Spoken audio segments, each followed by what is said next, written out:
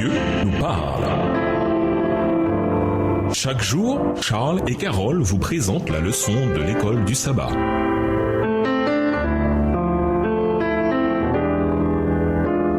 Bienvenue dans votre émission Dieu nous parle. Nouvelle leçon de vendredi. Pour aller plus loin, nul ne peut pratiquer la véritable bienfaisance sans abnégation. Ce n'est qu'en vivant avec simplicité dans le renoncement et l'économie qu'il est possible d'accomplir l'œuvre dont nous sommes chargés comme représentants du Christ. Bannissons de nos cœurs l'orgueil et les aspirations mondaines. Que le désintéressement du Christ nous inspire dans tout ce que nous faisons et qu'on lise sur les murs de nos demeures: fais entrer dans ta maison les malheureux sans asile, et sur nos armoires à linge, comme écrit par le droit même de Dieu, revêt ceux qui sont nus, de même que sur nos tables, chargés d'une nourriture abondante, partage ton pain avec celui qui a faim. Extrait du livre Ministère de la guérison, chapitre Les missionnaires médicaux et leur table, page 176, livre écrit par Ellen G. White. À méditer. Regardez les questions qu'Ésaïe a posées aux gens de son époque. Pourquoi pesez-vous de l'argent pour ce qui n'est pas du pain? Pourquoi vous fatiguez-vous pour ceux qui ne rassasient pas? Ésaïe 55, le verset 2. Posez-vous la question, nous arrive-t-il de faire la même chose, nous fatiguant pour ceux qui ne rassasient pas? Pourquoi est-il si facile de tomber dans ce piège? Si l'abnégation, la bonté sociale et le sabbat étaient très importants au jour des expiations à l'époque d'Ésaïe, sont-ils tout aussi importants au jour des expiations de la fin des temps? Daniel 8, verset 14. Pendant lequel la trompette du jubilé de Dieu indiquera la liberté ultime lors du retour de Christ. 1 Corinthiens 15, verset 52, à comparer à Lévitique 25, versets 9 et 10. Expliquez votre réponse. En classe, entamez une discussion sur la question de l'observation du sabbat. Selon vous, que veut dire Ésaïe quand il dit que nous devons nous garder de nous occuper de nos propres affaires le jour du sabbat, tout en l'appelant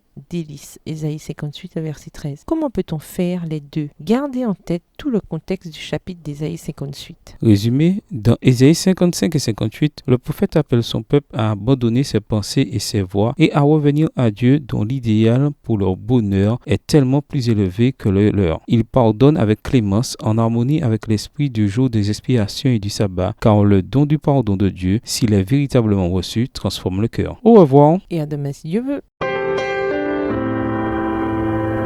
Dieu nous parle. Chaque jour, Charles et Carole vous présentent la leçon de l'école du sabbat.